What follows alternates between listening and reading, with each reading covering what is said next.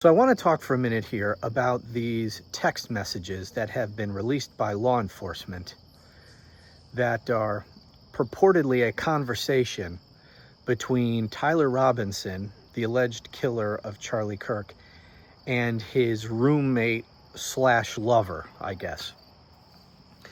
Anyway, a lot of people, including me, find these text messages to be highly suspicious, or as the young people would say, sus.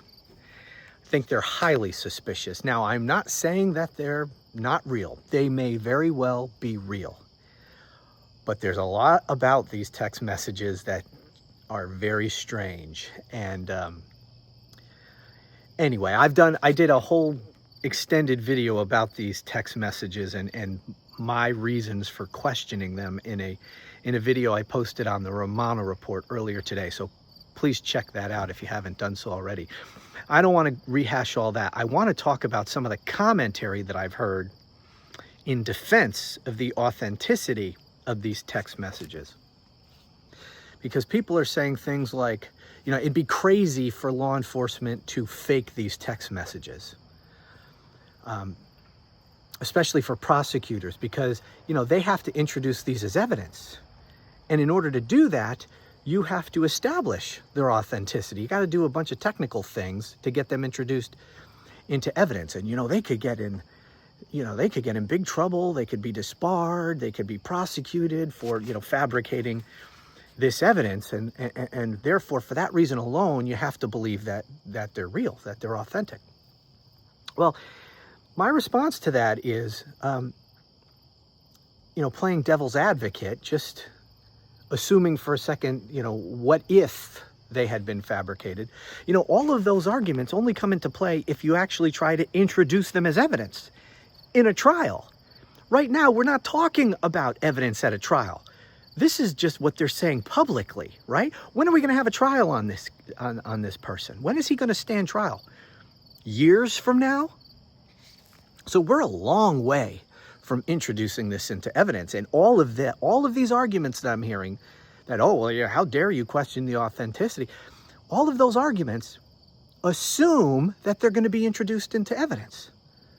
I don't know that we can necessarily assume that. Maybe they never even offer them into evidence. I mean, if this is all bullshit, and again, playing devil's advocate for the purposes of this, we'll just assume that, maybe it was fabricated. They wouldn't introduce it into evidence. Maybe this is all just for PR. Maybe this is to frame somebody else. I don't know. Again, just playing devil's advocate. I'm not saying that that's the case. I'm just responding to this argument that you can't possibly believe that these are fraudulent. If they never introduce them into evidence at some trial at a later date, then those arguments all wither away. The other thing is, and this I'm serious about, I don't know that this is gonna happen, but I would not be surprised if this never gets to trial. I would not be surprised in the least if one day we discover that Tyler Robinson was Epsteined. Okay, that is a surefire way to ensure that there never is a trial. And these text messages will never be subject to any sort of judicial scrutiny. No need to introduce evidence if the guy is no longer with us because he Epsteined himself. Or he was, more correctly, he was Epsteined. Would you be surprised to find that out?